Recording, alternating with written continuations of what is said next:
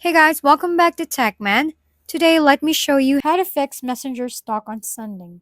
If Facebook Messenger is stuck on sending, here are a few quick fixes you can try. First, check your internet connection. Open another app like YouTube to see if it loads. If not, your network might be the issue. Next, try force stopping Messenger through your phone's app settings. Then relaunch the app. Still not working? Try logging out and back in, as this often appears or clears up temporary glitches. Don't forget to check the Play Store for updates. An outdated app can cause problems too. You can also clear Messenger's cache and data in your settings. Lastly, if you're using a VPN, try disabling it temporarily. One of the steps should get your messages sending again. If we've been helpful, kindly give us a thumbs up and don't forget to hit the subscribe and bell button for more contents. For any questions and suggestions, comment down below.